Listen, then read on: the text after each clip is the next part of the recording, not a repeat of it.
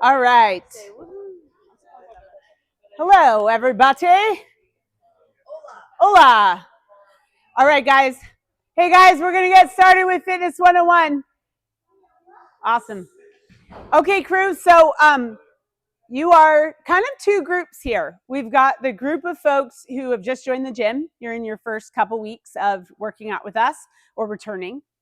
And then we have our Quick Cut folks who just finished their on-ramp into the Quick Cut program, which is our group nutrition program, okay? So there's sort of two groups here.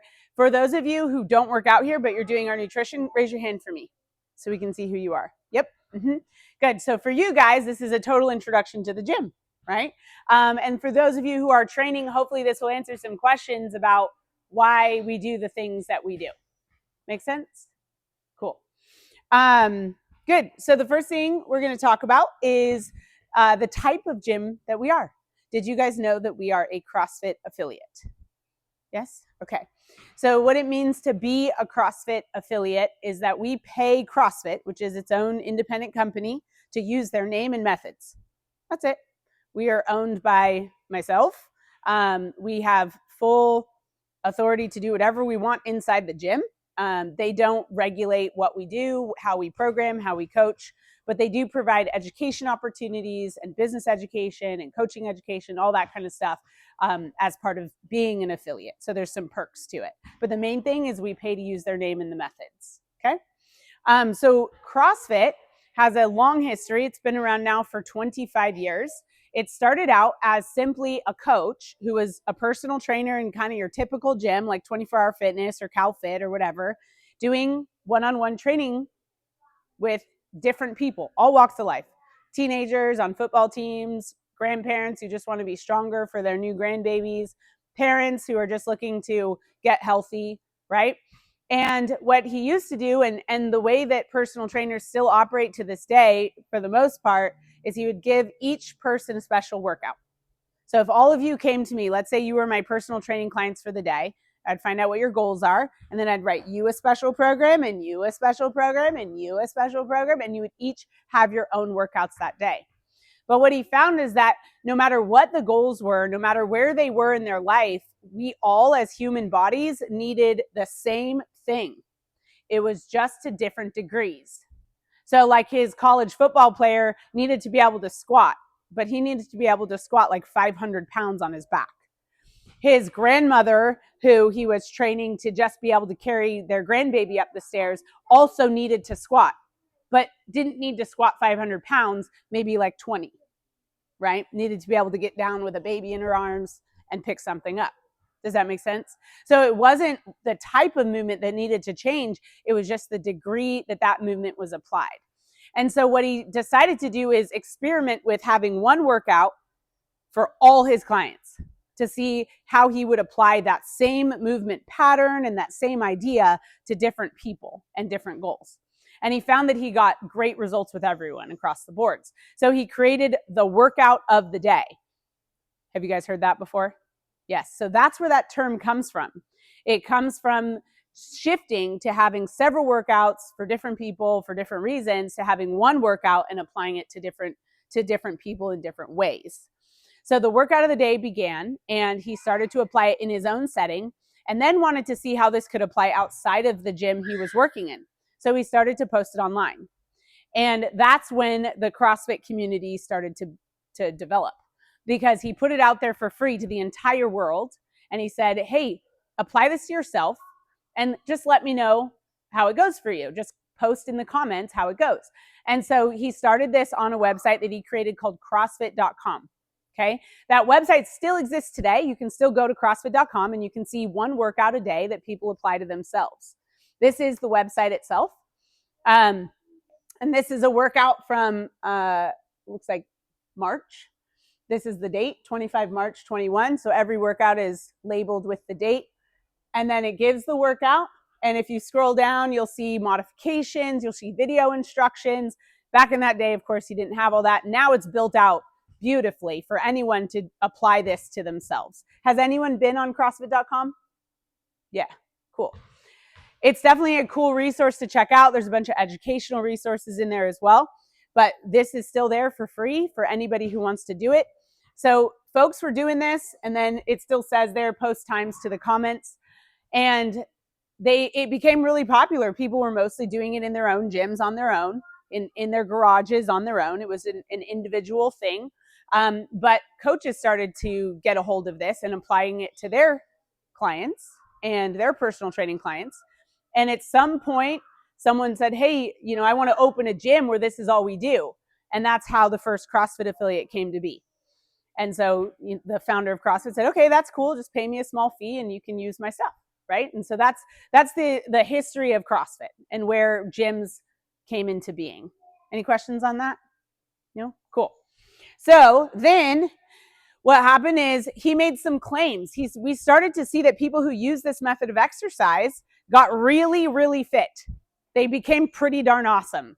So he made a claim that CrossFit was the most effective fitness program in the world, which was very offensive to our triathletes, like our Ironmen who run marathons and bike, crazy amount of miles and swim all in the same event, right? They're very fit.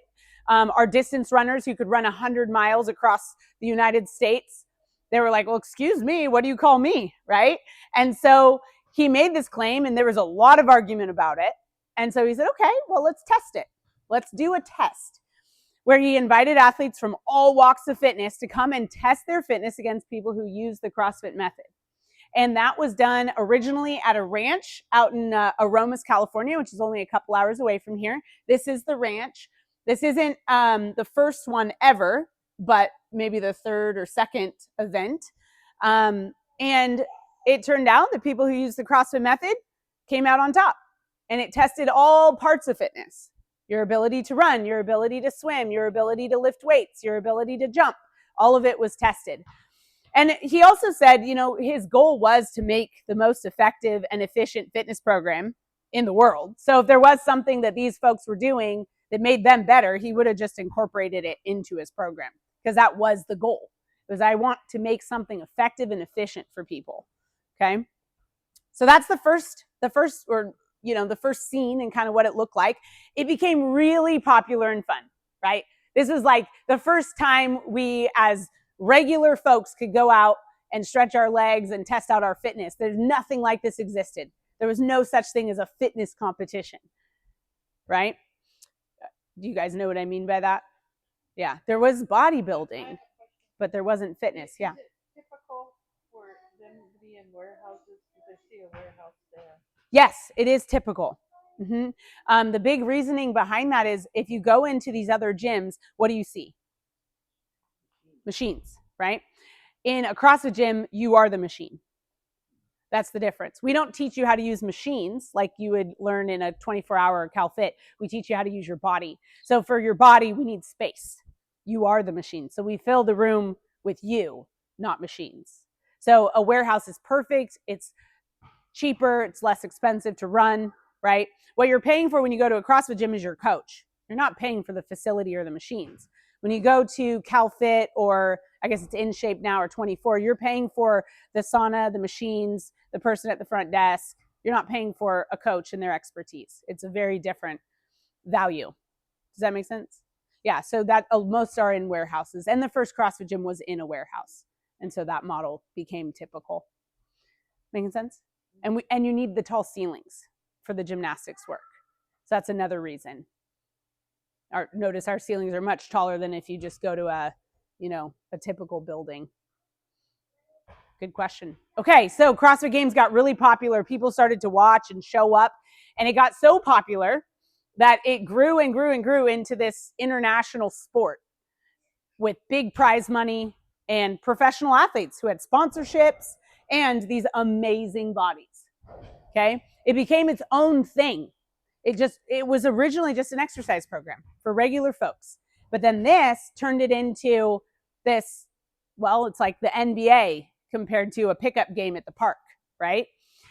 So the problem with this, though, is that this is the view of anyone who's never been into an actual CrossFit gym. This is what they see. This is what we watch on social media.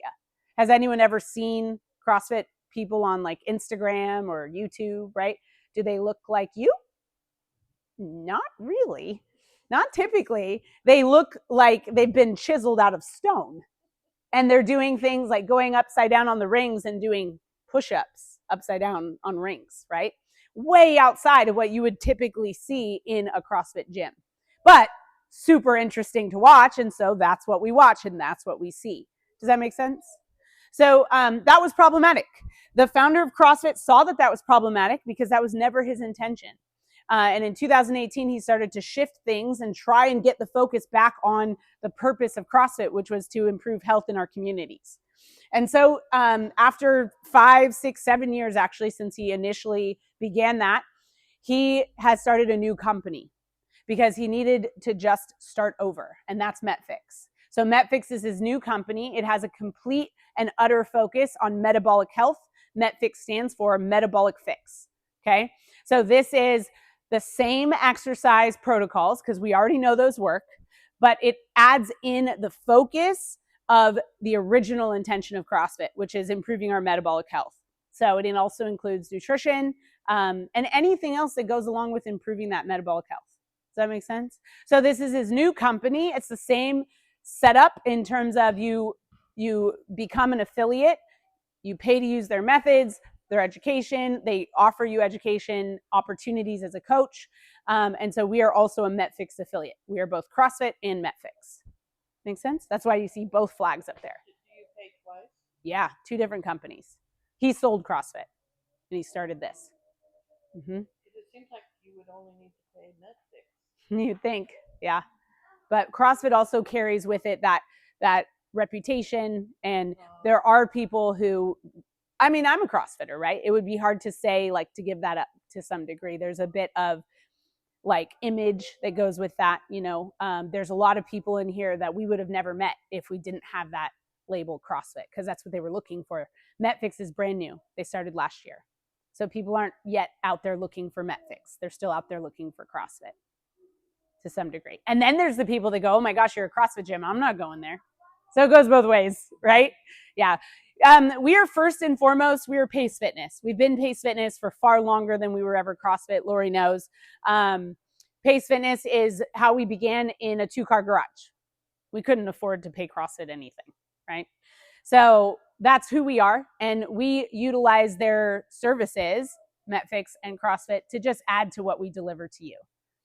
But first and foremost, we are Pace Fitness, okay? Any questions on this? No? Okay. I'm trying to go really fast because I added like 3 slides and I barely make it within the hour. So you guys just stop me if you have questions, okay? Or if you're like, wait a minute, that doesn't make sense. Just stop me. I love having conversations. Yeah. So what is different about CrossFit exercises versus a regular gym? Thank you for that transition. So what is CrossFit? What makes CrossFit different in terms of exercises than regular gyms? I love that. Fantastic. So here's what makes CrossFit CrossFit. CrossFit is constantly varied. You're always changing up what you're doing. Functional movements that match everyday life, done at high intensity. Yoga is not done at high intensity. Makes it different, right?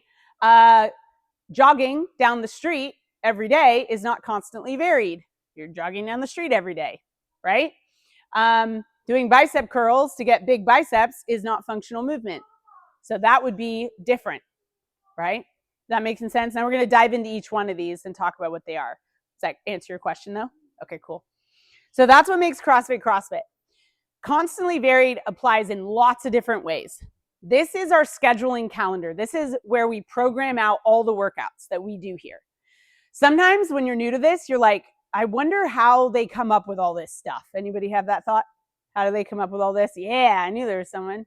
It's not just thought of, right? We don't wake up and go, I wonder what we should do today. This is something that has been looked at over periods of time, like a year, 3 months at a time, down to 1 week, and planned out to progress your fitness in terms of all your fitness, which we'll talk about. But this is a 1-month snapshot of what we see when we're programming. And we want this to vary in terms of what you use. So sometimes you'll use dumbbells, and sometimes you'll use barbells, and sometimes you'll use the bike, and sometimes you use the rower, and sometimes you use the street, right? That's all variation. We also need to vary it in terms of how heavy it is. So sometimes we're like, we want you to go so heavy you could only do one at a time, right?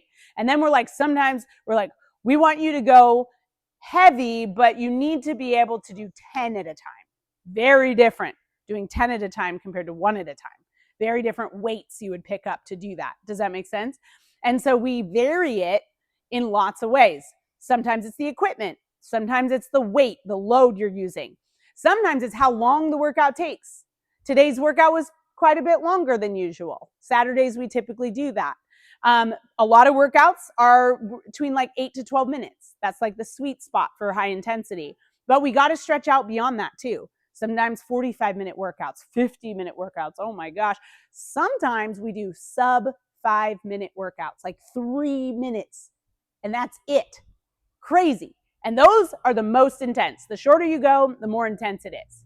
Does that make sense? But that's part of all the variation and all the things we're thinking about. We need to think about all the different movements we're doing and how often they occur in that 30-day period. If you're seeing run is 30 days out of 30 days, we've really screwed up. There's no variation there. Does that make sense? So that kind of gives you an idea of how we vary things. Make sense? Cool. Any questions on programming? No? Okay. All right, functional movements. These are the movements you would see in everyday life, and we try to replicate them here in the gym and get you really strong and good at doing them. Nobody taught you how to pick things up off the ground as a kid. You just did it, right? And then at some point, your hamstrings and your back got tight, so you started doing weird things to pick things up off the ground, right? So we teach you how to pick things up off the ground the way your body was intended to pick things up off the ground. Tracking with that? That would be a functional movement, picking things up off the ground, right? Anyone have to pick things up off the ground sometimes? Yeah, including yourself, right? Yeah, very important. Or sitting down and standing up, okay? We start to do weird things as we lose our strength. To sit down and stand up, we stop using our legs, right? Anyone seen anyone get out of a chair like this? With their arms? They're standing up with their arms. Are you kidding? Right? You need to be able to stand up with your legs. And so we teach you how to do that. We call it squatting. Does that make sense? These are functional movements because they replicate what life demands of you. Can anyone think of something you've seen in the gym, probably not our gym, but you're like, that's not something you would see in life? So a non-functional movement you'd see in a gym. Oh yeah. This? Yeah, that's more of like a therapy. I don't think that's it's more like a therapy thing. Yeah, I love that though. No one's ever said that one. I mean, some people do consider it exercise, but I mean, you're just standing on it, shaking. The vibration plates, right? Yeah. I often wonder, does this really work? Not as an exercise. Yeah. Good. Can anyone think of anything else? Non-functional. What is it? Leg extensions. Perfect. So a leg extension machine, you like lock yourself into it. You're sitting down, first of all, and then you lock yourself in to a machine that has a pad right here, and then you just extend your leg like this. So like where in life would you be locked in this position and go like this? Not, oh, that was nice. Nowhere. That's weird. That would be a weird thing to do. So it does strengthen a very particular muscle within a muscle group, right? And that's where it goes from functional to non-functional, because it's just working on one little part of the body, but not teaching the body how to perform the movement you want to perform, like a squat, right? The other problem with non-functional movements is because it's not how our body was meant to move or develop, we start to get overdeveloped in some areas and underdeveloped in others. So if you only do these, you're going to develop this muscle right here. That muscle is going to get really tight. This muscle's not developing at all. And this muscle is going to start pulling on your knee and create knee pain and discomfort and things like that. Now, of course, you could then go into the gym and you could do curls like this, right? But we're still not using the whole body as one unit. You're sitting down. Where in life does it require you to extend or curl your leg without the rest of your body being active? Like, something on that is that I was an avid bicyclist. That's all I did was that. When I did that, I tore both meniscuses. From Over time. bicycling? Yeah, because this was so Overdeveloped. This wasn't, so it Yeah. pulled and ripped my, and had to have surgeries. yeah. Both of them. I mean, CrossFit. Yeah, that's a very common situation with non-functional movements. People think, oh, but squats are not as safe as sitting in a chair and doing, yeah, for now. Give it 2, 5, 10 years, right? For now, it feels safer to sit down. But when you develop the whole body the way it was supposed to move, think of your body like this awesome robot. Okay, it was developed with certain movement patterns. So like your shoulder's supposed to do this and your elbow's supposed to do this. If I sent my elbow in that direction, you guys know it's not supposed to go that way, right? Like if I sent it up, that it won't go that way. But if it does, I'm in big trouble. Yeah. You guys don't know what I mean? Like if you extend it further than it's supposed to go. If I send my arm back that way further than that, I'm in big trouble. Things are going to rip, tear, break. It's not supposed to move that way. So when you move in ways your body wasn't designed to move, like just developing the extension over and over and over and not developing the rest of the body, it puts us into trouble. It creates imbalances. It creates situations in the joints, overwork of certain parts of the joints, because it's not being used as a whole machine in the way it was supposed to. Does that make sense? Yeah. What about core fitness? Like, explain. With core strength, when you do the machines that work on your abdomen area. So like a machine, so like getting on those like rocking things, or like what do you mean by a machine? Pilates. Oh, okay. So here's the thing. In life, you're not going to be laying down when your body needs to perform work. So if you train laying down, there's going to be right away a difference between what life demands and what you're training for. There are some cool things about that in that you could take some weight off yourself, right? Because you can go at different angles that creates more weight or less weight of the body on those machines. Do you know what I mean? Right? Have we been on those? They're the ones that slide and you've got the cables. And so if you're laying flat, there's a lot less resistance. There's a lot less load you're pulling. And if you come up like this and you angle it up, then you're going to pull a lot more weight. So, but the thing is that you need to learn how to use your body in life. That's what we're training for. We're training for getting on and off the toilet when we're 90. We're training for being able to pick up our grandkids without throwing our back out. And the machines, as soon as you put the body in that position of lying down or sitting down, takes out a huge factor, which is that the body needs to work as one unit. As soon as you lie down, everything turns off. Talk about core training. Get up and put a load on your back, right? Now everything turns on and is being developed as one unit.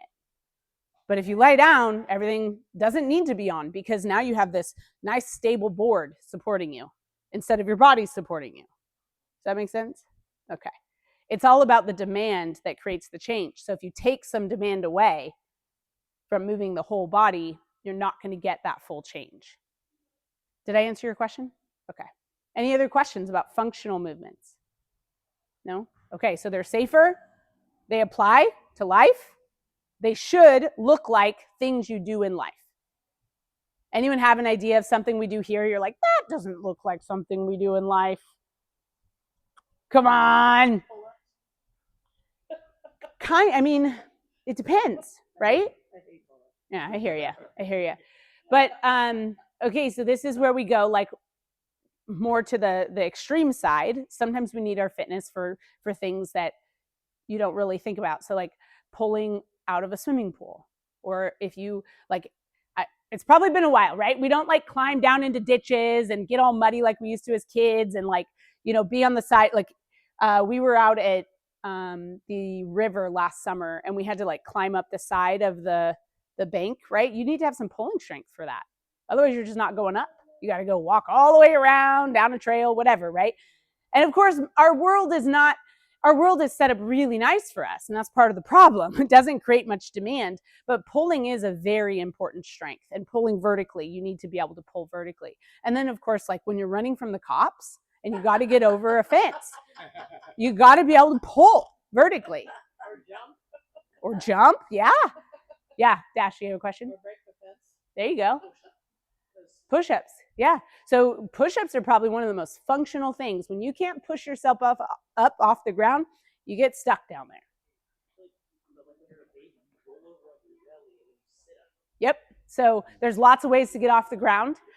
Babies learn, like we learn as babies, and we develop all these different movements and strengths. And then as we get older, we lose those. So like if you think about the most feeble person that you know, they can't sit up and they can't push up. And that's when they have to go into assisted living, because they can't just sit up. And they can't, I know he doesn't know anybody like that in his life, but that happens. Like picture Grandma Irma on the ground. Do you think she could get up? I don't know. Okay, good. But anyway, so yes, pushing up is very important. You need to be able to push yourself off the ground. Cool. Okay. Any other questions about movements where you're like, how is that functional? Split jerks. Yeah, I love that. Whenever the Olympic lifting gets brought into the conversation, a split jerk is this thing where you have a barbell on your shoulders and then you give it this big heave like this, and then the bar floats up and you really fast dive underneath it and then stand up like this. Oh, and then you throw it to the ground. That's a split jerk. Yeah. So that's the thing.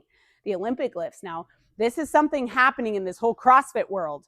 Is there's programs. There's one called Hyrux, who has taken all the Olympic lifting out of CrossFit. They go, we don't do that, right? Why? Because it's freaking hard to teach regular people who have not grown up with it. It's hard, right? So they just got rid of it. They're like, we're not doing that anymore. It's too hard. But Olympic lifting teaches us things that none of the other movements do. That develops so much incredible core strength and incredible balance and incredible body awareness and incredible coordination. And all of that can be applied to real life. The interesting thing about the split jerk is it is the most efficient way to operate this machine to get a load from here to here. And we call that pressing, getting something from here to here. Life demands it all the time. Putting away Christmas decorations into the attic, getting something up onto the top shelf of the pantry, being able to do that, that's very functional. Everything that's going on here just helps you move it. So imagine the heaviest thing you've ever had to put up over your head. The most efficient way would be a split jerk. You'd look like a total weirdo, but it would work. It would. The other cool thing about the split jerk is it doesn't require a lot of shoulder mobility. The other versions, like the one where we go like this and we have to land in a partial squat. See how my chest went forward? So I have to have a good amount of shoulder movement in here to get that thing over my head. But with the split jerk, because I don't have to bend over, I don't need as much. So it is very functional. If you ever were in that situation with something stupid heavy, I'm going to see you guys with your Christmas trees split jerking it onto the car, right? That would be the way to do it. That is the way, even though you don't see it in life, that is the way the machine would best get it done. Make sense? Okay. I'm expecting videos. Okay. Any other questions about functional movement? And what would be functional and what wouldn't be? No? Okay. Okay, so now, what CrossFit is best known for? Intensity. If you ever tell someone, I'm doing CrossFit now, they go, oh, that's intense. That is the response, the number one response. Oh, isn't that intense? And the reason why is because, yes, it is. In fact, if it's not intense, you're not doing CrossFit. But what is intensity? Okay? Intensity is relative. It's very relative. My intensity looks different from Linda's intensity, looks different from Josh's intensity. Okay? Intensity is when you're uncomfortable. Not when I'm uncomfortable, it's when you're uncomfortable. That's your intensity. Does that make sense? So it would look really different side by side. I might be going, and Josh might be going, right? And Linda's doing, right? And Lori's going, right? And we're all out of breath, and we're all uncomfortable, and we're all working within high intensity for ourselves. It just looks different on the outside, depending on where we're at in our fitness in the thing we're doing. Does that make sense? Can you guys picture that? Okay. But intensity is the driver of change. It is the thing that causes your body to move and do something different than it's always done because it's uncomfortable. Yes? You guys know, you picture your last workout where you were at intensity. Were you uncomfortable? Yeah? Okay. Especially 2 days later. Okay, good. So was your body, right? You were uncomfortable going, I don't want to do this, sucks, right? But so was your body. And the body is awesome. It goes, that was uncomfortable. I'm going to fix myself up so the next time she or he does that to me, it's not so bad. That is the relationship. It is like, if you picture you separate from your body's like, oh, that sucked. Next time you do that to me, I'm going to be sure I'm prepared. And that is where the change comes from. Your body prepares for the next time you do it to it. Cool? Okay, here's how it works. So this is how the body responds. When you walk into the gym and you do a workout, let's say this is how fit you are. When you walk in, you're right here. When you do your workout, your fitness goes down. Did you know that? Anyone not know you are less fit when you leave the gym than when you arrived? Okay, thank you for raising your hand. There's other people who are also shocked at my statement but weren't brave enough to raise their hand. Okay, so here's my example. Rosemary walks in with her purse, right, to come do a workout, and I'm a jerk. I'm going to steal her purse. She has more chance of catching me or stopping me when she walks into the gym than if I catch her on the way out. Because on the way out, she's slower, she's tired, she's weaker. Yeah? You guys ever feel that when you leave the gym? Are you more strong or less strong when you left? Less, right? It's like, especially those who have little kids in your life, you go to pick them up, you're like, what happened to you? Why did you just gain 20 pounds? Right? You know what I mean? So when you come into the gym, you're actually fitter than when you leave the gym. You're in a worse state when you leave. If you get robbed out there, there's sorry, right? You're not going to catch them. But what happens is you go home, you eat, you sleep, and your body does the miraculous thing of making you better than when you began the workout. It goes, not only does it bring you back up to where you were when you arrived to the gym, it takes you further than where you were when you arrived to the gym. That's how we get bigger muscles, faster muscles, a better heart, lungs that are more efficient. All of that happens here. Does that make sense? Okay, so then you come back. You come back to the gym, and what happens? You decline again. But the decline's not as far down as here, right? You guys remember your first week training? Pretty bad. You were like, I'm never going to make it. That's this, right? Then after another week, you're like, okay, I'm going to make it. And then there's more compensation. There's more change. The body does more things to repair you. Now you're up here. Look at the difference between your fitness, right? And then you go through it again. Training makes you weaker. It does not make you stronger. Training is stressful. It is harmful to the body. It is creating destruction inside your tissues. And it's that destruction that then triggers the body to go into construction mode. Build it back up. Make it better than it was. Does that make sense? Anyone like, oh my gosh, I didn't realize that. Okay. I know there's some of you out there. Okay, now here's the problem. This can be taken too far too fast. Okay? When we add intent, now we all want the results, right? That's why we're here. Anyone not here for results, for change? Anyone here just to maintain where they're at? No? Okay, so we're all in it for the change. We want to be stronger. We want to be better. We want to be fitter. Yes?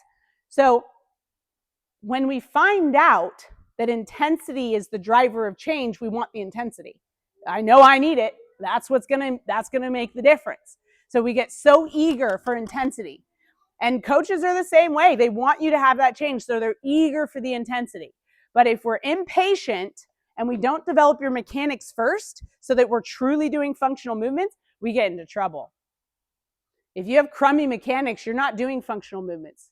You're doing something that kind of looks like a functional movement, but it's not functional because you're not in the positions the body was designed to be in for that movement. Does that make sense? So we have to develop our mechanics first. Then we got to get good at doing the mechanics, because here's the deal. You can be really good at squatting slowly, like really slow, You're like, oh, everything looks great. Knees are lined up. My chest is up. My back's in a good position. But as soon as you start doing these fast, everything starts going weird. So if we add intensity before you've got consistency, we're in big trouble. Does that make sense? Okay. Now, this isn't true for everything. Some of you are really good at the mechanics of some of our movements already. You walk in here good at stuff. And so for those types of movements, we can add intensity. For example, I think everyone here is good at the mechanics of walking. Yes? Everyone can walk. I hope so. Once we've got that, we can start to add intensity, and we do it in two ways. If we're going to add intensity to your walking, we'll either have you go faster, or we'll have you add load. You can carry something, put a vest on, right? That's adding intensity to something you're already mechanically good at, and it's very safe because you're already mechanically good at it. Does that make sense? If we're talking about picking things up off the ground, we think we're good at it most of the time, but we usually have a lot to learn about how to do it mechanically well, okay? Yeah. So, obviously you try to get better, but then isn't it okay to just maintain something at some point? Oh, yeah. I find that as I've aged, I really can't push myself as much as I used to be able to. Sure. Absolutely. I just don't want to lose what I have. Absolutely. Absolutely. Most folks are looking to change their body, okay? I will be totally honest with you. I could care less about my body changing at this point. If I wake up in 40 years and I can do what I'm doing today, so I just straight line across, no improvement, I'm going to be pleased. Yeah? Like if I'm deadlifting the same amount and I can do my split jerks and I can burpee 10 burpees in a minute at 80 years old, I'm 40, right? 80 years old doing what I'm doing today, we all agree that's okay? Yeah, right? I'll be spectacular. Okay, and that's going to take zero growth. It's going to be all maintenance, right? So yes, absolutely. Absolutely. There is a point where we're not looking for change anymore. We're looking for maintenance. But most of us in the room, I think, are looking for change. We want to get stronger. We want to get fitter, faster, right? We're improving our metabolic health. We're going to talk more about how much and why. Does that make sense? Answer your question? Okay. Okay, so there are some things in the gym you guys are already mechanically good at, and there's some things in the gym that you are mechanically really bad at, because you've never done it before. The things you're good at, we can add intensity to. The things you're bad at, we got to keep the intensity low until you're good at it. So this isn't just some big blanket statement about the workouts. Oh, I'm a newbie, so my intensity has to stay low. No. You're only a newbie at some things. There are some things you've been doing your whole life and you do them quite well, right? Does that make sense? So you'll see your coach push you in some areas and hold you back in others. And it's based on our observations of your mechanics and your consistency. If you do one rep really well, we turn around, look back, and it looks like crap again, we're going to hold you back. Does that make sense? Okay. Any questions on that? Great. One of the ways we hold you back is we do this thing called scaling. Have you guys ever heard of scaling? Yes? So scaling, we toss the word around all the time. In CrossFit, what it means is modifying the movement so it's appropriate for you. That's all it means. We're all coming in this at different places in our fitness, different strengths and weaknesses, different mental barriers where we're scared of things or not scared of things that we should be scared of, right?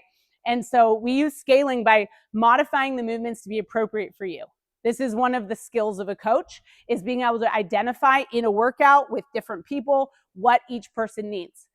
And sometimes we get this view of like, oh, I don't want to do something different. Well, guess what? Every single person in your class is doing something different. You're just not seeing it, okay? Sometimes we don't move from the floor yet. We're just moving from here. And that's all we're doing. And then the rest of the class is moving from here. That's called a scale. This is an example of a scale. We got a guy doing a pull-up with a band to help him. And then he's using a box to help him. And then he's doing this. These are called negatives, where he's going slow to the bottom. It's a different version. Or there's the ring row. And all of these are developing his pulling strength. And we would use them for different reasons. Does that make sense? Has anyone here ever had to scale a workout where the workout said one thing and you made an adjustment? Great. Then you're doing it right. Most of CrossFit you will do scaled because the program is written for the most fit athletes in the gym. Can you guys get a picture of who that might be? People in your, no, not even close, Lori, but thank you very much. Not even close. I'm not the most fit athlete in the gym. No, we've got way fitter. Yeah. So the program has to be written for them because otherwise they won't progress. Think about that. If we wrote the workouts for the least fit athlete in the gym, our most fit athletes won't progress. They won't get enough intensity. So we have to write it for the most fit athletes in the gym, and then we scale for everybody else, which is 99% of the gym. Does that make sense? So the idea here is that scaling is normal until you're the fittest person in the gym. And I will tell you, if you're more than 20 years old, you are not going to get there because the 20-year-olds will always be the fittest in the gym. They just will. Sorry, sucks for me and some of you. Some of you aren't there yet, right? When you hit your 20s, you will be the fittest in the gym and you will stop scaling. But until you guys are out of your teens, right, you're not going to be there. Your bodies aren't prepared for the loads, the speeds, things like that. You'll get there though. You'll be there. Everybody else, sorry, you're out of luck. Okay? Does that make sense? So most of your CrossFitting will be done scaled. Period. End of story. Make sense? Any questions on that? Disagreements? No? Okay, good. Also, there's functional like, for instance, I can't, my arms don't go back. That's right. And you know that. So Yep. I can't do certain things because I can't get in the right alignment. That's right. Right. We're not in functional range, so you have to scale it. Yeah. Some of us have like replaced knees, replaced hips. We have like fused discs in our back. We have one athlete who has like 1 million screws up her spine. So yeah, there's a lot of things that have to be modified, and that will never change. Right? So, but that's, that's normal. I mean, that honestly is the normal. The unusual is the guy or girl who comes in and does the workout as written every day. That's unusual. That's very unusual. Like 2 people, 3 people, maybe 1 not even. I don't think we have a single female who comes in every day and does prescribed workouts. Okay, so scaling is normal. You are normal. Well, we don't know about that, but this would be normal. Cool? All right, no more questions on scaling? No? Okay, so this is kind of back to Lori's question about, what if I just want to stay the same, right? Okay, so this is the Sick, Well, Fit continuum, and it's a display of fitness and illness and how they relate to each other. Okay, on this side of things, we're sick, we're not well, we can't do much, our body's not operating correctly, we're usually on meds or doing some kind of therapies to keep us alive and keep our body going. This is truly sick, okay? Over here, we don't have any sort of ailments. We don't have things that are malfunctioning in the body. It's operating at this is the race car, the NASCAR race car, right? This is the broken down car in the lot that's having repairs done constantly. Making sense? Okay. 20-year-old and 7-year-old? I wish. Unfortunately, our society doesn't raise people this way. So just because they're 20 doesn't mean they're here. So here's my question. Does anyone have too much money where you're like, it's too much. Don't give me any more? No? Nobody? Okay, dang. Someday I'm going to meet somebody and I'll ask them for some of theirs. So fitness is like money, okay? The more money you have, the more opportunities you have. Imagine if you doubled your money. Whatever you have, you double it, right? You have more opportunities now. Better Christmas, better savings for your children, better opportunities for travel, bigger donations to your church, whatever, right? The more money you have, the more opportunities you have. If something goes terribly wrong in your life, if you have tons of money, you have tons of solutions. Does that make sense? Because you have opportunity to fix it. Everyone tracking with the money thing? Yeah? Good. Now, fitness is the same thing. The more fitness you have, the more your body is capable of, and the more opportunities you have. If you think of somebody in your life who has very little fitness, think of the least fit person you have. They have a hard time getting up. They have a hard time going to the bathroom on their own. They have a hard time cleaning the kitchen. They have to rest in between wiping down the counters and wiping down the floor. Got somebody in mind? Would you go to them for help? Moving your house, for example. No. Would you go to them in a time of need for watching your kids or your grandkids, right? It's an emergency. You need help. Do you go to them? I mean, if it's your only choice, but it wouldn't be your first choice, right? You go to somebody who's able, who can handle their bodies, move their bodies around, handle their environments. You do that through fitness. Does that make sense? And so if you want to be someone who's there for your family, for your spouses, for your grandkids, the more fitness you have, the more you can do that. The more you can do it for your church, the more you can do it for your employer, your own company. The more fitness you have, the more you can do, because that's what fitness is. Fitness is your ability to do work, period. Whether it's cleaning a kitchen or moving a barbell. Fitness is your ability to do stuff. When you don't have it, you can't do stuff. When you do have it, you can do lots of stuff. Does that make sense? Okay. So this spectrum kind of gives us a picture of what that looks like. These people can do lots of stuff. I would ask them for help anytime.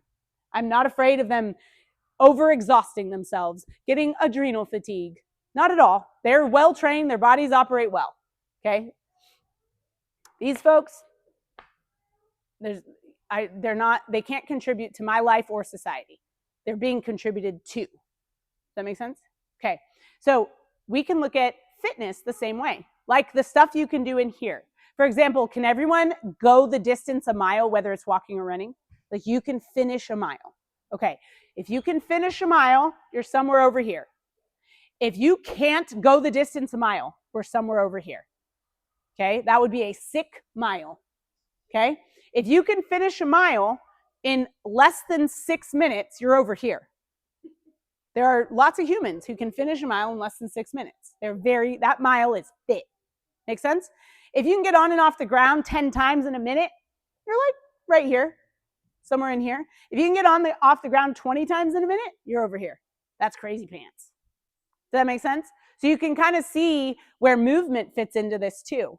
And it turns out if you can get on and off the ground 20 times in a minute, and you can run a mile in under 6 minutes, you probably have really good health markers, like a low body fat percentage, and your heart's not working as hard. It's got a low resting heart rate, right? You're not carrying a bunch of extra fat on the body. Your digestive tract is probably working quite well. There's a whole bunch of things that come along with that. So we measure your health in simply how much work can you do? And all the other things just come along because the body is adapting, and it's adapting everything. It's adapting the whole system. Don't think that just because your legs are sore, that's the only thing improving in the body because of that workout. You have a lot of things improving that you can't feel. You just feel those. Make sense? Okay. Any questions on this? No? Okay, so how much fitness is too much? It's not really too much, right? If you get injured. Well, yeah, that's true. But we get injured doing anything. Most injuries come from everyday life. Here's the deal. The more fitness you have, the safer you are. If you get into a car accident and you're sitting over here, sure, it's gonna hurt. You're gonna maybe have something broken. But do you think this person's gonna recover better than this person who got into a car accident? Heck yeah. That body operates like a well-greased and oiled machine. So that body is gonna recover way faster. Mind if I tell a little story Yeah. about fitness? Because, I kept up, but I was recently greased. But anyway, the tub was weird. It had the thing in the middle, So I washed my hair, whatever, and I fell back, flying in the air, landed on my back on a tile floor, and I didn't hurt myself. And I think the reason why is because of my strength. I kept my head up. I could have broken my neck, my spine. Yeah. I could have punctured a lung. There's so many things I could have done. I literally fell 4 feet onto my back. Oof. But the strength that I have is why I didn't get injured. Exactly. Yeah. There's lots of stories like that. Lots of stories.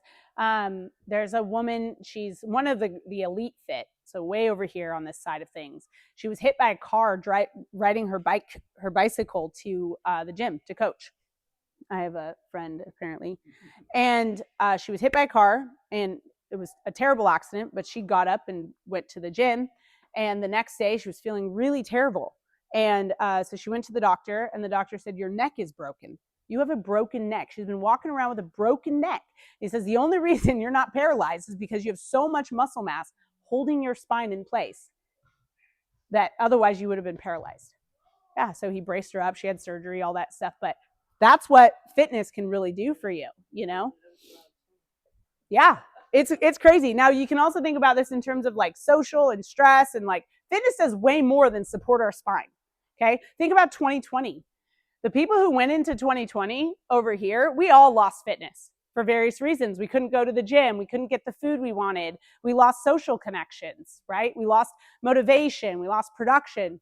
Did you have this gym? No, we moved in here in 2021. You had a gym now.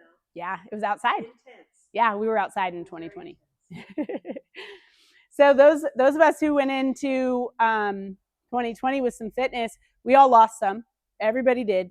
And but here's where we got bumped back to. Still perfectly safe, right? People who went into 2020 sitting here with the whole like, doctor says I'm fine, not on any meds, right? But not doing anything about my fitness. That's these folks. Oh yeah, well, my last physical, doctor said I'm fine.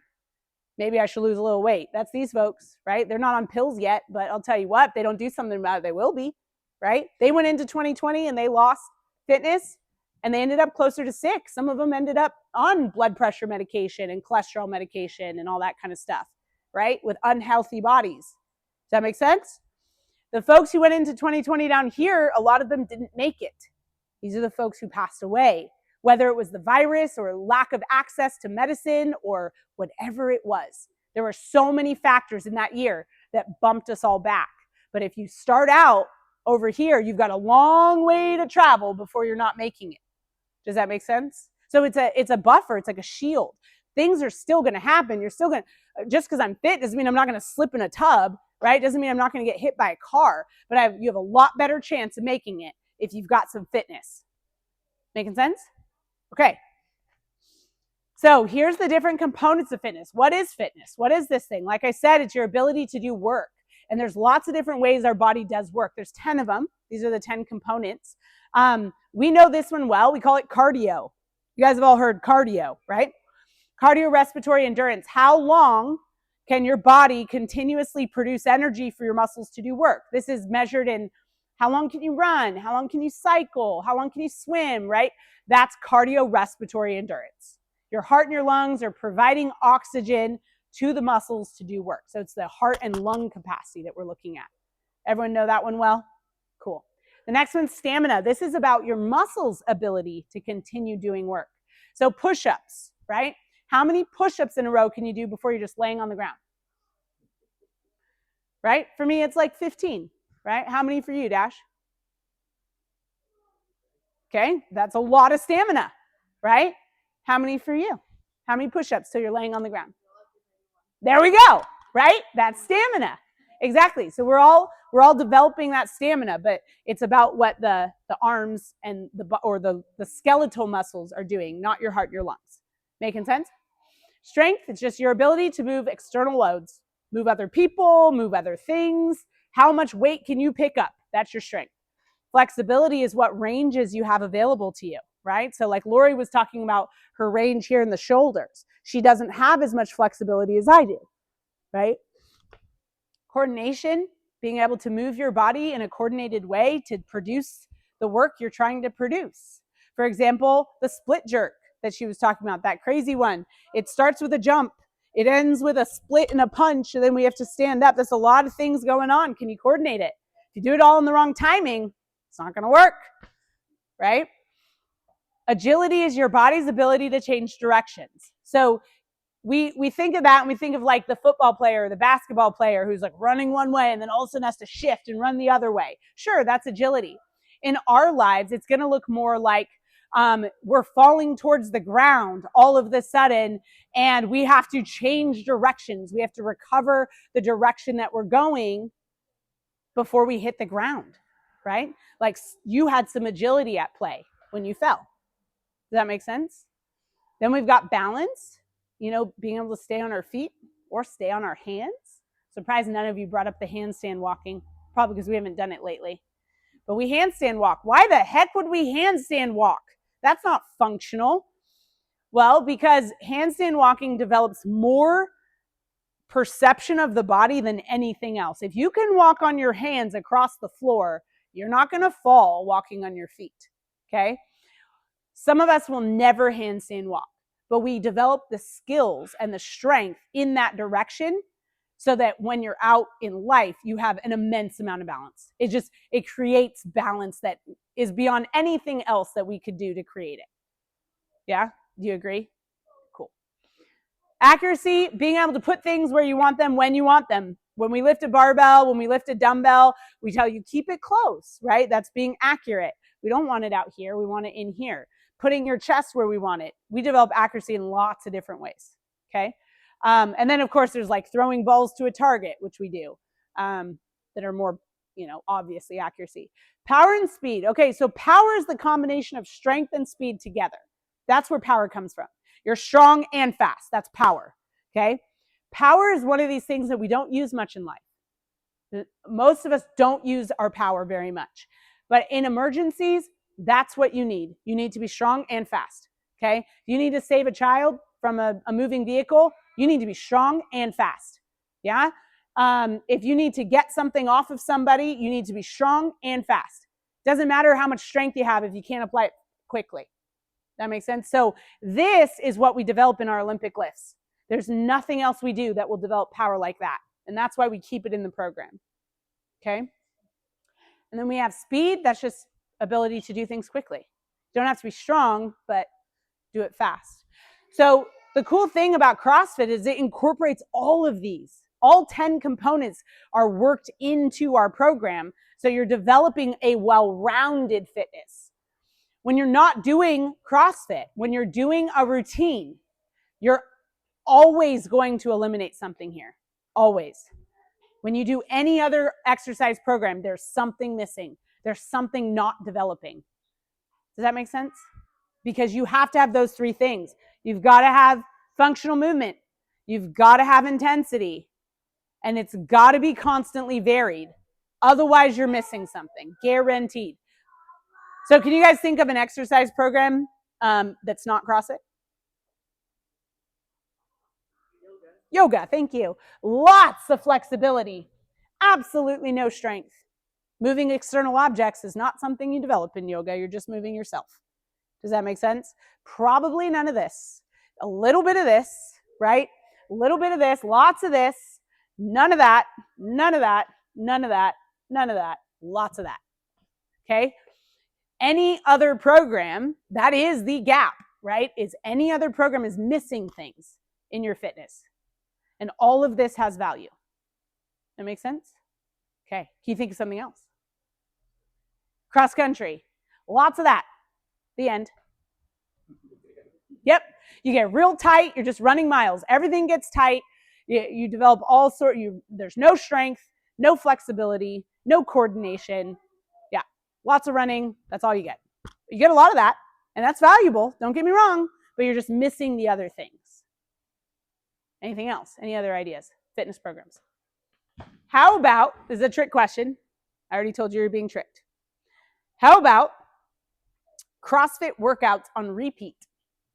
Meaning, I'm going to do 21, 15, 9 repetitions of burpees and deadlifts on Monday. Then on Tuesday, I'm going to do a different CrossFit workout. And then on Wednesday, I'm going to do a different CrossFit workout. Thursday, a different CrossFit, and then Friday, different CrossFit workout. And then I'll rest on Saturday and Sundays. And I'll just repeat those 3 or those 5 workouts. Is that CrossFit? No. Why? Not enough variation. It's not constantly varied. You're doing the same thing on Mondays and you're doing the same thing on Tuesdays. And you can never write in the number of possibilities in your programming into 5 days. Your body would die. It would be way too much. It is not possible. Does that make sense? Okay. All right, we're getting down to it. You'll notice that we call the folks who train here athletes. We call you all athletes. And the reason for that is because this gym is really different than a typical exercise gym. A typical exercise gym, you go in and you move. And trainers and coaches that aren't worth their salt are just there to get you to move. That's it. Just move. They don't care how you move, what speed you move, nothing. They're just getting you to move. A group exercise class is a great example, right? You go to spin class, you go to like step class, woo. They're just getting you to move. That's what they're doing, getting you to move. Cool. They're getting you to exercise. That's great. We don't do that here. In fact, when people come to me and they try to get me to get them to move, I get annoyed because I'm like, you're here to move. That's a given. That's an automatic. I'm here to get you to move well. You have to be self-motivated to move. That's like, I'm here to move. Great. We've got that check done. Okay. Now I'm going to get you to move well. That's my job. That's the hard stuff. Okay. So as an athlete, as somebody who trains here, we expect that that's your point of view as well, that you're here to move well. We want you to learn how to use your body in a way that makes you be able to move it really well, mechanically sound, consistent. And that, when we get that for you, it starts to happen automatically in life. You don't get hurt picking something up, right? You're safer just in your everyday because it becomes natural and inherent. Making sense? So in here, you're an athlete. You have the point of view of an athlete. If anyone play sports in the past with a coach, okay? Anyone do track? I love this example, track. No, anyone seen what track practice looks like? Anyone observe it? Kind of, sort of? Okay. Not just a lot of running though, right? Track, you've got a coach. They're watching how you move your arms, your elbows, where your chest position is, what your knees are doing, what your ankles are doing, what your toes are, and they're just running. How much is there to running? Well, there's a lot. Turns out to be really good at running, there's a lot that can be fine-tuned in a human body to make it really efficient. Okay? That's the difference between an athlete and somebody who just puts on their ball cap and starts jogging down the road. Right? That's somebody who exercises as opposed to an athlete. Does that make sense? So when you're training with us, we need you to have that hat on. I am an athlete. I'm here to do this well, learn how to do it well. There's so many benefits that come from it. I mean, lifelong benefits from learning the mechanics. Making sense? Cool. Okay, how often should you train? So CrossFit is a science program. This is a program where everything's been tested. We've looked at what the outcomes are, long-term and short-term, and we picked the best and kept the best and tossed out the rest, okay? That's how science works. You test it, if it works, and you can do it again and again and again. It's repeatable, it's measurable. That's what CrossFit is, including the schedule, okay? How often you train your body matters. If you're training your body 3 days a week, you're telling your body 3 days a week that it needs to change. You're giving that communication to your body. Hey, you need to get faster. Hey, you need to get stronger. Hey, you need to get more mobile. But then 4 days out of the week, you're sitting on the couch. What are you telling your body? You're fine. You're good at sitting on the couch. Don't need to make any changes, right? So what communication goes through more often? You're fine. You don't need to make any changes, right? So that's confusing for the body anyway. And then you go pound it 3 times a week. But what if you flip the script? And so you're telling your body most days of the week, it needs to change. From here to here, your body will make huge changes. It's a big difference. You think it's only one more day? Look at what it looks like in the year. 144 workouts in the year, almost 200 workouts in the year. That's a big difference for your body, okay? So I always say 4 days is your bare minimum because you want to get that communication through most days of the week. You want it to be the thing the body hears the most. Then we go to 5 days a week. 5 to 6 days a week is ideal. And depending on what program you're on, if you're doing programs at home, if you're doing different gyms or whatever, this will kind of vary a little bit depending on how the program is written. Our program here is meant for you to do 5 to 6 days a week, meaning the program is written to touch on different functions of the body as you're attending. So we'll do a little bit of this and a little bit of that and a little bit of this, a little bit of that, and it varies, right? So the body can handle days in a row. That's how it's written. And if you start doing this with our program, you're missing a majority of the workouts that were designed to be part of that. Making sense? Cool. The other thing is that the more often you train, the quicker your body will start to get with the program. Those of you, okay, you guys remember your first workout where you felt so sore after? Where you're like, don't touch me. That you guys got that in your head? If you come back the next day and move, your recovery speeds up. Now, most people will wait Like we're talking 7, 5, 6, 7 days because they're so sore, they'll wait to move again. So now you've just told your body you got 7 days to recover. 7 days of pain and discomfort and cursing your coach every time you sit on the toilet, right? 7 days. I've gotten messages, text messages. I'm sitting on the toilet and I hate you, right? I have, Julie, you know, she always gives me those messages. I don't think I'm getting back up. But if you train every day, you're telling your body, you got 24 hours. Let's go. You got 24 hours. Let's go. Snap to it. Fix it up. We're moving on to the next thing, right?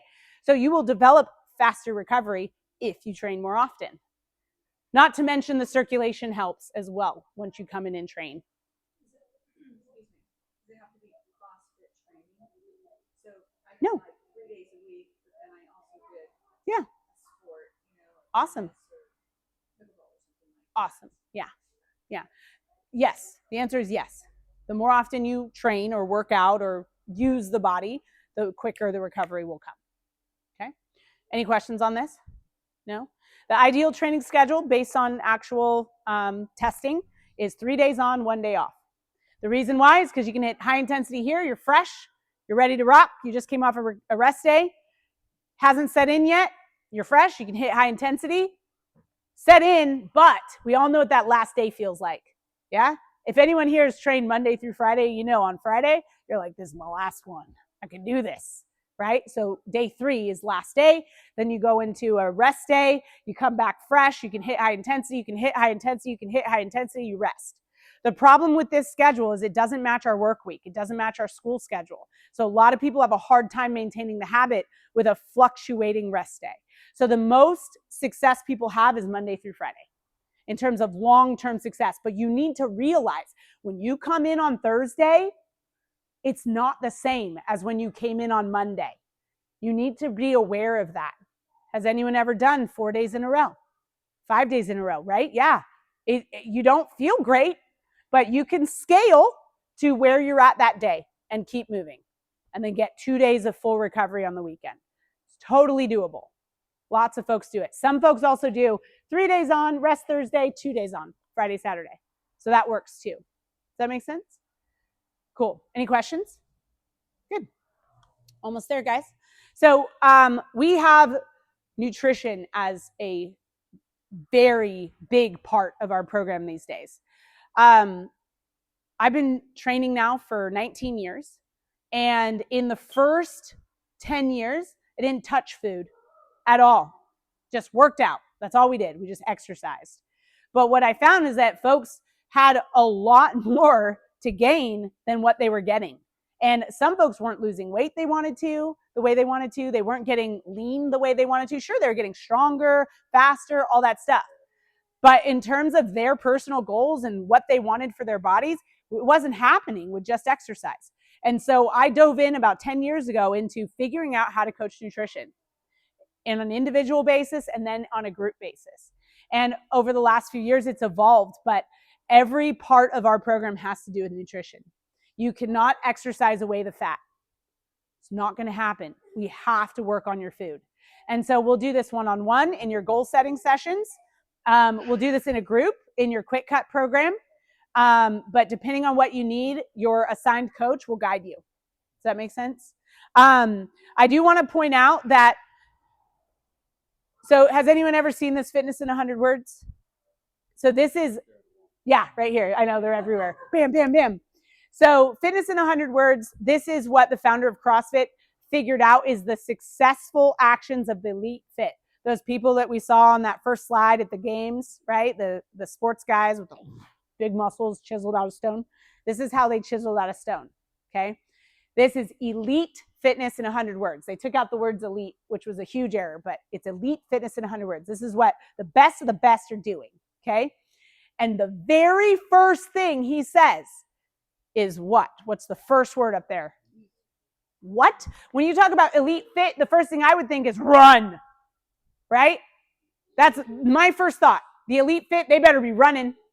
That would be my first word. But no, elite fitness starts with eating. Crazy, okay? So our nutrition program starts with eating. One of the first things we work on is getting you to eat. Anyone here ever did the whole like I'm not going to eat thing and like eating very little amounts of food and what? Crazy, right? Dieting, that whole thing. So we have to erase that history in you and get you eating, because we aim for elite fitness and shoot for the moon and end up amongst the stars, right? I'm not going to aim for anything less for you. So we start with eating. Make sense? Second word. I know this is hard. Meat. That's right. We got some vegans in the house, so but we're eating fish. So that's great. Meat. Why meat? Because it provides the nutrients we need to develop strong skeletal muscles. Strong skeletal muscles are way more than moving load. These are the engines in the body. They help with our metabolism. They help with our metabolic health. They're a big deal. Okay? So that's why meat is number 2, second word, right? And then we have vegetables. Notice Elite Fitness in 100 Words starts with food. So this is a huge part of the program. We literally start every program, whether you're individual or in a group, we start with eating meat, eating vegetables, eating nuts and seeds, some starch, little fruit, and no sugar. That's the basics of our program right there. And we just teach you how to do it. It's one thing to say it. It's another thing to learn how to actually do it in real life. And so that's what our programs are all about. And we do this gradiently. We take on, we find out first, where are you at with this? Do you eat? No, I just drink protein shakes and eat bars. Cool. Let's start with some meals, right? We're not even going to worry about the rest of the words. We're just going to start with number 1. Do you eat meat? Okay, what can we eat that's going to supply that protein? And we'll work on that. Then do you eat fruits and vegetables? No, I only like cucumbers and apples. Okay, well, it's time to start exploring some fruits and vegetables, right? So that's our nutrition program. We teach you how to do it 100% of the time. We teach you how to do this 100% of the time. That's right, 100% of the time. No sugar. We teach you how. And then life happens, and it's your birthday, and it's New Year's Eve, right? And life introduces what we call the 20%. We don't aim for 20. We don't aim for the sugar and the alcohol and this and that. We aim for 100% of the time. And then life introduces 20%. But because we're working for the 100%, we don't have to stress about what life introduces to us and what life presents. We just go with it. And it's cool. And it's relaxed. And it's all good. And then you're right back onto your plan. Make sense? Cool. Okay. One thing we have to do before training is we absolutely have to eat. How many of you don't eat before you train? You fast. Okay. It's hard in the mornings, right? You're an early bird. Really hard at 5 a.m. She's 5 a.m. She's 6 a.m. Our bodies for training need carbohydrates. That is what your body needs to produce the movement and the work you are doing in the gym. When you don't give your body those carbohydrates, don't think your body's tapping into fat stores. That's baloney pants, okay? It has to have glucose. It has to have sugar in your blood in order to do what you're demanding. What will happen is if you don't give it carbohydrates before your training, is it won't let you reach the intensities you need to make change. It won't. The machine will just, no, sorry. You will literally think, if this is how you train for a while, you will think this is intensity because that's all you've supplied in terms of energy to give. When you start supplying energy for your training, you'll reach brand new intensities. And that's the magic, remember, is the intensity. So your training, you've got to supply some carbohydrates. Now, this is tricky because those of you who train at 5 a.m. and 6 a.m. or vice versa, right? What do you do at 4 in the morning when you wake up? Ugh, right? Like, ugh. So you got to learn. For some, yeah, yogurt works for some, and then others, it makes their stomach too, like, ugh, right? Hard-boiled egg, that's mostly going to be fats and proteins, not a lot of carbs from that. So good on you for the fat and protein, but we need some carbs. So a piece of fruit, a couple slices of apples, some berries. Dairy does give us carbs, so if you can get in some dairy and that doesn't bother you, great. Does that make sense? You might have to experiment with this, and we're just talking about within the hour. Okay, if you had lunch at noon and you come in to train at 5, there better be some food in between those two things. Okay, here's the other thing. We only get you for an hour a day, right? And we only get you maybe like 5, hopefully 6 days a week. That's only 5 or 6 hours in your entire week. We want to make that hour the best hour possible, the most productive hour we can. When you come in under-fueled, we can't. Your body won't let us. So fuel up, get ready. Let's utilize that hour to be super productive. Make sense? All right. Any questions on that, on the carbohydrate thing? Okay. Pace Health. Pace Health is a medical clinic, and it's run by Josh, who I think is in the office right now. Josh is a PA. He's a physician's assistant, which means he's able to do everything a physician can with the supervision of a physician. So he has a local supervising physician who looks over his cases, but he is running a full-fledged medical practice here. He focuses on metabolic health. That means things that go wrong in our metabolism specifically. And so he can take anyone from diabetes, which is pretty bad. It's about as bad as it gets metabolically, through like insulin resistance, which is the beginning of diabetes before it's really setting in. And he applies medicine to get that better, right alongside our fitness programs. Okay, we utilize each other. So I'm the owner of the gym. He's the owner of the medical clinic. And so we have folks in the gym who have metabolic disorders, and I refer them to him for the medical side of that. And then he has folks with metabolic issues who he refers over to the gym to get the fitness and nutrition side of things.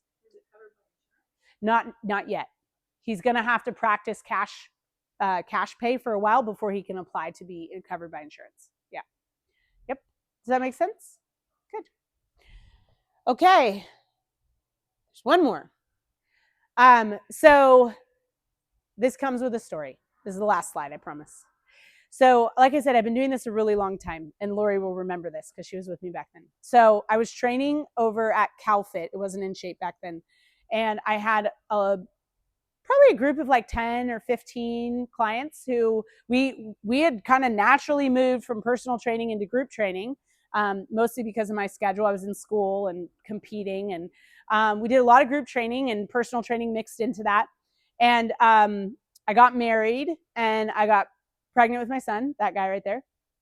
And his dad was transferred. He joined the CHP, and he was transferred to Southern California. So we went with him. And so I had to leave my clients behind. And I'd been working with them for like 4 or 5 years by then. And I turned them all over to this lovely trainer. She was actually my boss. And she promised to take care of everybody. And they were like, we're fine. You go ahead, live your life, do your thing. I came back a year later to find nobody training. Nobody. Maybe Lori was still training.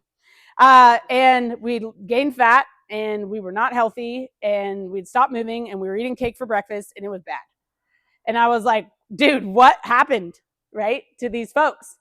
And because they'd been like stably with me for years. Like I thought, oh yeah, we got this all figured out. You know, they're going to be fine. So got them back to training and eating well and all of that. But what I realized is that I didn't teach them how to do it for themselves. They didn't learn. They were good at following my instructions, but when my instructions disappeared, so did everything they were doing, right? So right then and there, I made a decision that I had to train different, that any training I did had to teach the person to be able to do it themselves. Because I'll tell you, that's a lot of responsibility. These are people I cared about like as much as I cared about my own parents, right? They were all like my parents' age. So it was like to come back and see that because I left, they got less healthy was kind of devastating. It was like, no, right? And it means I can't take vacations. It means I can't go train anybody else, because if I leave them behind in any way, shape, or form, they're going to get sick and unhealthy, right? So I switched gears. And it became more, instead of just go, it became, here, you need to learn how to observe your body. Learn what is working, what isn't working. You need to learn for yourself. You need to gain the knowledge of your body, right?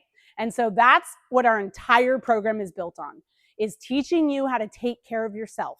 Not me taking care of you, me teaching you how to take care of you. And we have to do this. We have to, because there are so many people out there who need the help. And if we just depend on a coach to follow, give us instructions step by step, and we don't learn for ourselves, there will be no room for the people out there to get the help they need, right? So you'll see in our program, we do a lot of hand-holding in the beginning, We do a lot of goal reviews and check-ins and education and read your booklet and come to the quick cut. And, you know, all the education is so that in 6 months from now, you don't need us. That's the goal. You're going to want us because we're awesome, but you don't need us. You come because it's fun, because you like the group environment, because you have friends here. But we want you to not need us. Does that make sense? Now, there are some people who don't catch on to this. And so 2 years later, they're still asking what a deadlift is. And you're like, bro, deadlift is just picking something up off the ground. You guys need to learn these terms. You need to learn these words. These are the movements of life. Okay? Same thing. You go, hey man, you need some more. It sounds like, you know, oh, I'm sore. I'm not recovering well. Oh, I don't know what's going on. Well, how much protein are you getting? Well, I eat lots of broccoli. What? Okay, there's no protein in broccoli, heads up, right? So like 2 years in, how do you not know where protein comes from? Why do you think you're getting protein from your broccoli? Well, it's because they're not learning for themselves. They're just following instructions. They're not consuming the information to apply, okay? So we need you guys to learn. You'll see we do a lot of education. Very different, like this right here. I've been to a lot of gyms in the US. I've never seen a gym who does this, who sits here for an hour and a half on Saturdays and educates. That's very unique to us, and it's because of this. Does that make sense? The more you understand about your body and nutrition, the more you can control your body and its outcomes. Without knowledge, you have no control, right? Think about any subject. You want to become a pianist and play a piano, you better learn. You got to learn the knowledge of piano, and then you can control a piano and make music on it. Does that make sense?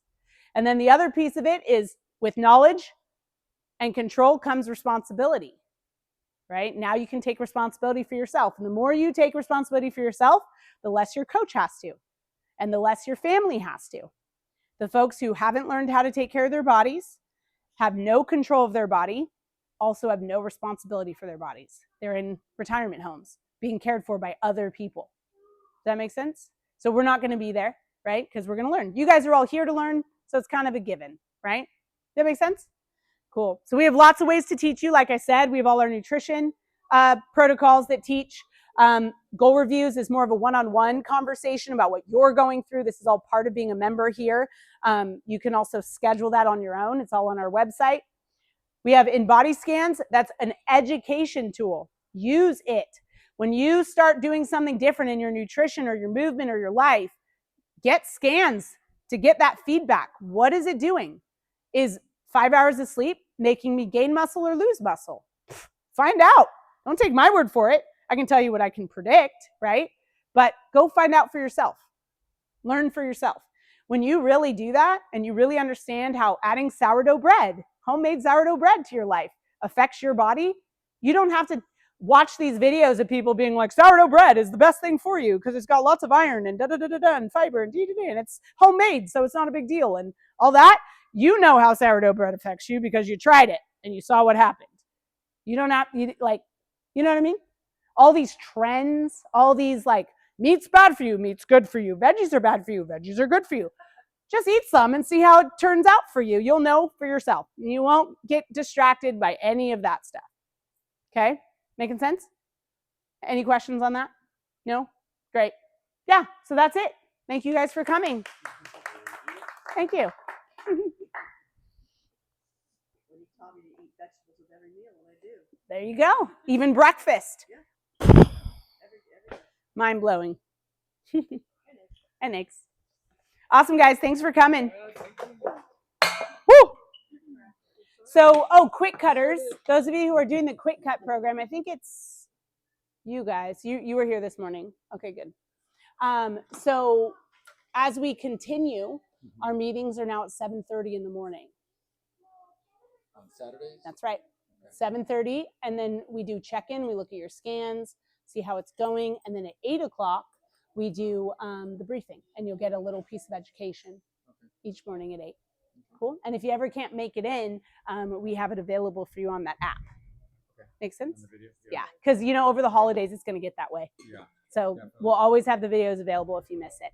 But the check-ins are really important because this is where we start to like troubleshoot and figure out what's going on. Cool. Okay. Awesome, guys. Good to All see right, you. good to Good to see see you. you. Okay. I don't know how much exercise I can do right now. My knee is really hurting. I'm gonna have to stop pickleball for a while. And the arm is really super sore. Yeah.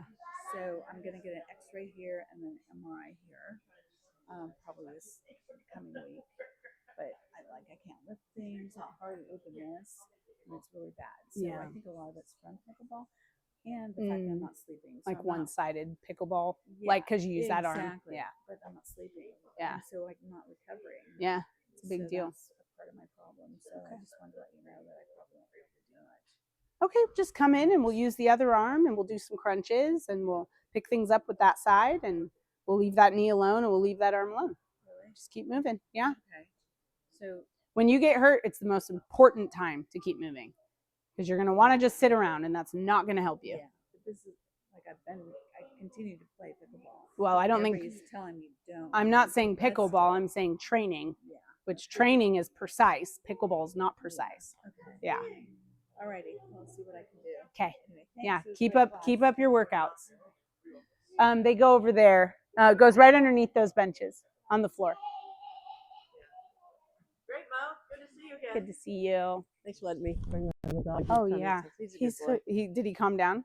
He's all right. Yeah, he was shaking like a leaf before. Yeah. Oh yeah. He's like, So oh. this dream I had. Oh yeah. Tell me about your dream. It starts out and you're in this you have all this equipment and all this is really fascinating. And then you said, no, this isn't good. And there's a lot of kids. Mhm. Next thing I know, we go to this farm that you have developed. It's called Land Ho. And it's where all these teens, especially there's a lot of cheerleaders Okay. groups. Okay. But you had them working to it took 10 years you said to develop it.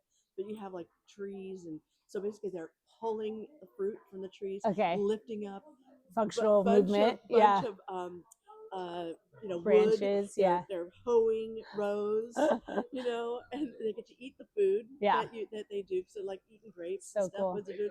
And then you had a stand, and then the cheerleaders were doing their thing as like a show. And the kids were all having fun. That's so fun. It was, isn't that crazy? That's so great. I love it. Land Ho. Land Ho. There it is. Let's do a Google search. I wonder if it exists. I don't know, but There's some really cool like CrossFit farms like that where really? where they incorporate like workouts into working land. Yes. Yeah.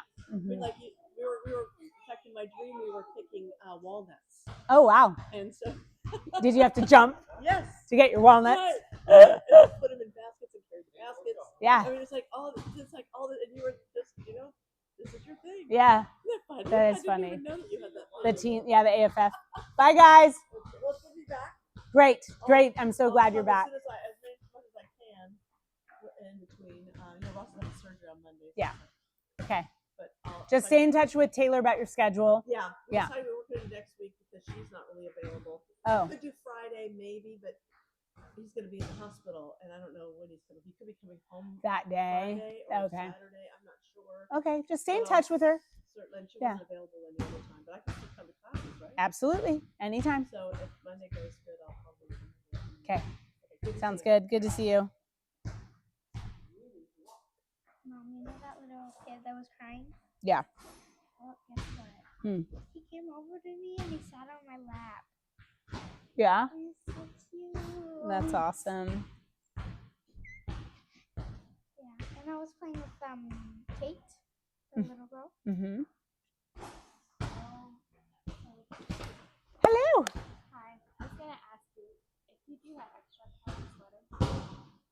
If I have extra sweaters? Yeah. Yeah. Let's see what we have. I was like, I'm thinking. Oh. So these, it looks like we only have mediums left. So this is what the mediums look like. Can I try it on? Yeah, please. And then we have this style. It's a different brand.